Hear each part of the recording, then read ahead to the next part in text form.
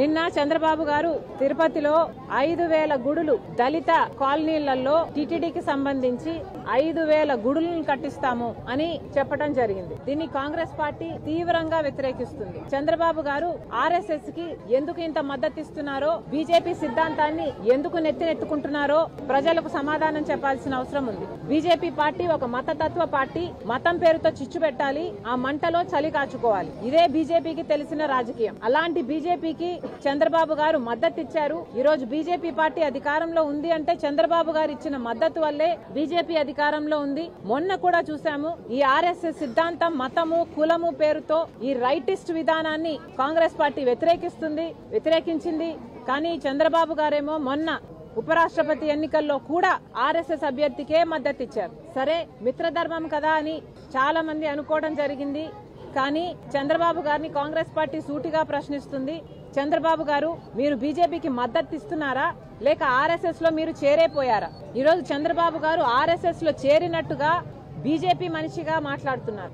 5,000 గుడులు కట్టిస్తారట. దళిత కాలనీలలో 5,000 గుడులు కట్టిస్తారట టీటీడీ తరపున. ఏం అవసరం ఉంది అని అడుగుతున్నాం. ఏ దళిత కాలనీ వచ్చి మాకు టీటీడీ గుడులు ఇక్కడ కావాలి అని అడిగారో చంద్రబాబు గారు సమాధానం చెప్పాలి. టీటీడీ పవిత్రమైన గుడే, ఎవరూ కాదనటం లేదు. కానీ వాళ్ళకు అధికంగా డబ్బులుంటే ఆ డబ్బులతో ప్రజలకు సేవ చేయాలి తప్పితే ఇలా రాజ్యాంగానికి వ్యతిరేకంగా ఆర్ఎస్ఎస్ సిద్ధాంతాన్ని నెత్తినెత్తుకొని దేశమంతా గుడులు కట్టిస్తామనడం చాలా అసలు భావ్యం కాదు అని చెప్తున్నాం. మళ్ళీ అడుగుతున్నాం, చంద్రబాబు గారిని ప్రజాస్వామ్య దేశంలో సెక్యులరిజం ఉంది అని చెప్తున్నది భారతదేశ రాజ్యాంగం. కానీ ఆర్ఎస్ఎస్ రాజ్యాంగం అది చెప్పటం లేదు.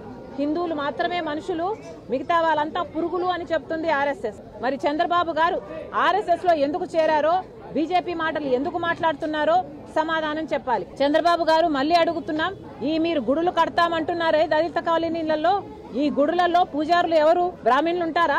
దళితులు ఉంటారా?